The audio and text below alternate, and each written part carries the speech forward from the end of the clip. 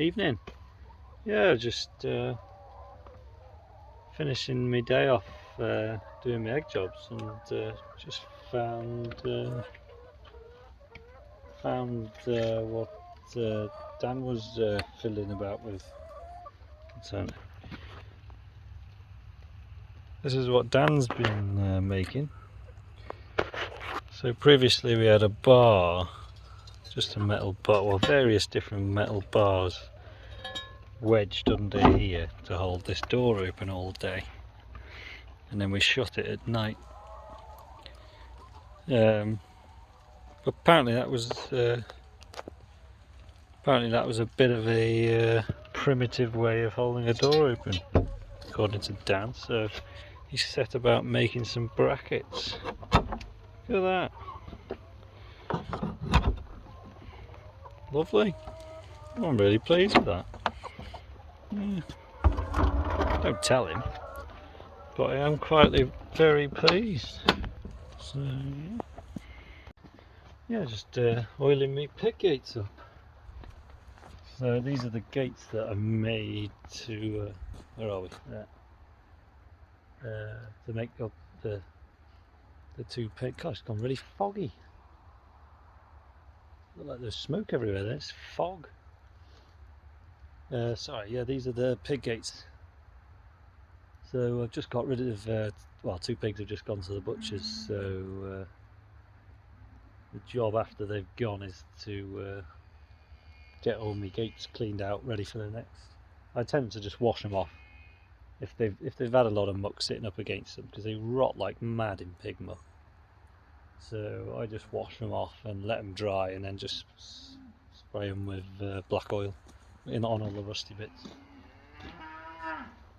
That's what I do.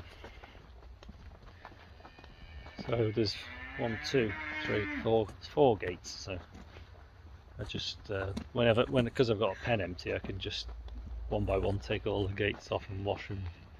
Not messing about really, but in fact not all of them need doing really. Just the ones where there's been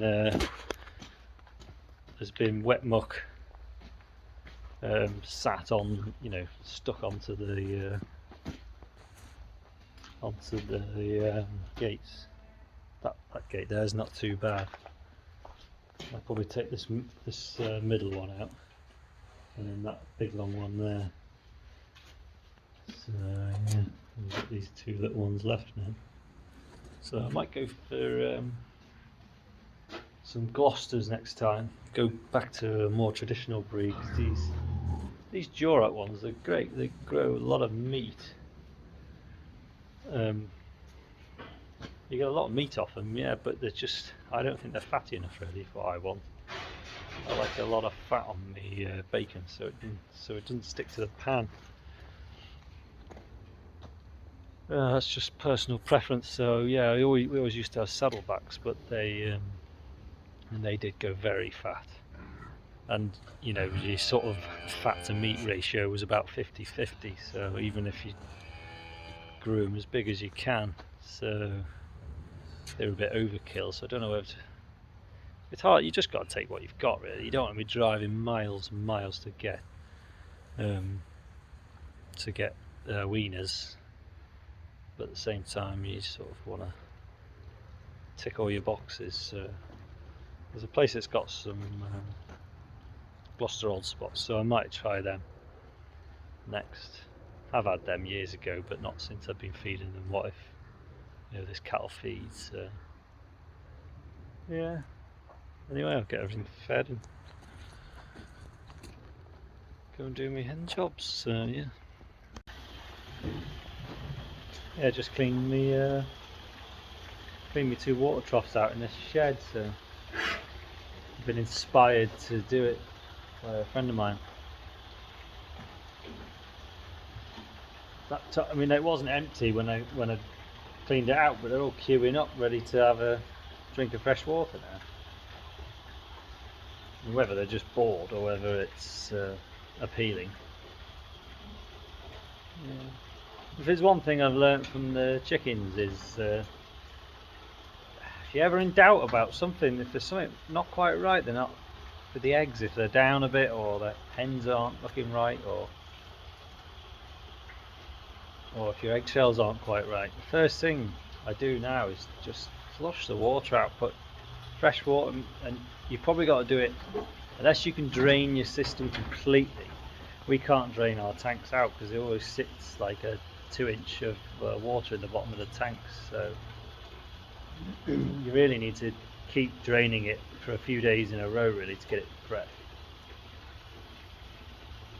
But yeah, it's one thing that's very obvious with chickens that I don't think is quite as obvious with cattle. You know, but do think, if you ever just thinking these cattle aren't looking very well, or maybe they're not eating enough, just consider flushing cleaning your water troughs out. Because I mean, they'll only eat as much as they'll drink. If they're not overly keen on drinking, they won't eat much. I assume cattle are the same as hens. You know, they'll only eat what they're prepared to drink. So if they're not drinking a lot, they won't eat a lot. And if they've got plenty of fresh water, they'll eat. You know, they should, in theory, eat as much as they should be eating. I know, and it's the chicken or the egg, isn't it? Like, what comes first? You can get to a point where you getting troubles in your pen of any sort of livestock, and then your vet might be able to tell you what the trouble is and might be able to tell you how to treat it. But how did it come about in the first place? And I think a lot of these troubles come about from, you know, animals not eating and drinking enough. Same with humans, really. If you're dehydrated, then you know it can lead to all kinds of other troubles. And if you're not eating enough to sustain you, and you're not drinking enough to sustain you, then you're susceptible to all kinds of other things, aren't you? So it sounds very simple when you say it like that, but it just makes you think, doesn't it? It's very easy to just stick a bullcock trough in a bunch of cattle and just forget about it. But they can get properly manky, especially when they're dropping straw and feed into them all day. You know, you wouldn't drink out of them yourself after a couple of weeks. Anyway, ramble over. Right, I think I'm going to finish welding these tabs on this shed. We made a start the other day, but we couldn't get on very well with the welder, kept blocking up, but we put a new nozzle on it. And then it started bloody raining, so this is as far as we got.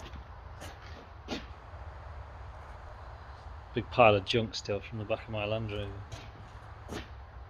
Yeah, and my bloody welding mask wasn't working, so Dan's just sent me some batteries in the post for my welding mask.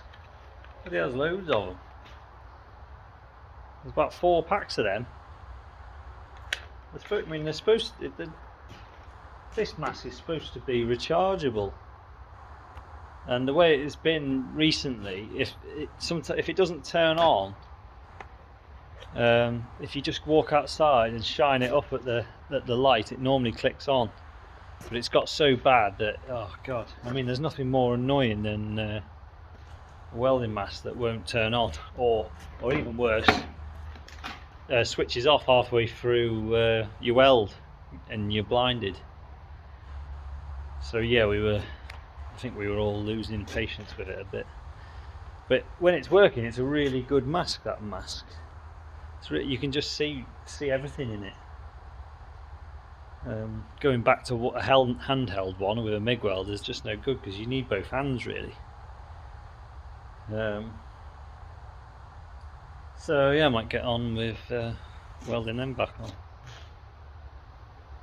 Put a new battery in my mask and see how it goes.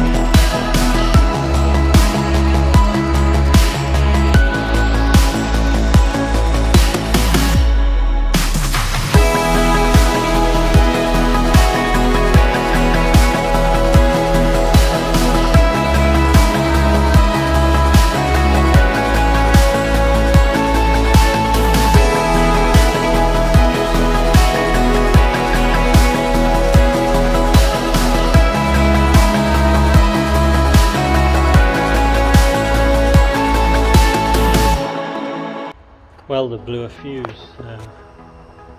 Didn't get very far, but this is my last fuse. I've got through a whole bloody packet of them in the last, well, just faffing about with this really. I don't know why, because I've gone ages without blowing any fuses in that welder, and then it just blew for no reason. So it drives you mad, doesn't it?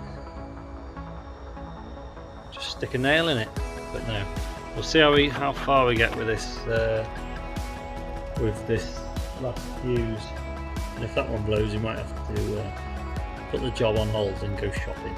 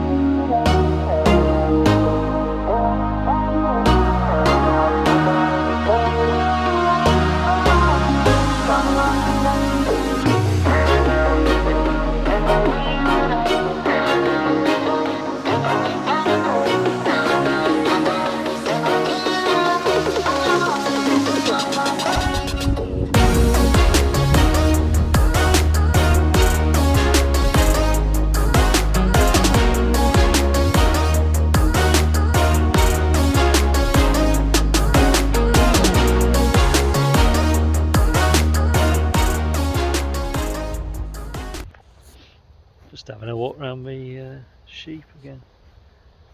I don't check them very often, but I just thought I'd come down and just check there was no fly strike going on. Yeah, they look right well, really. Still, it's very green on here. I mean, this time of the year it could be dry, couldn't it? You know, beginning of August. Quite often this is all burnt up.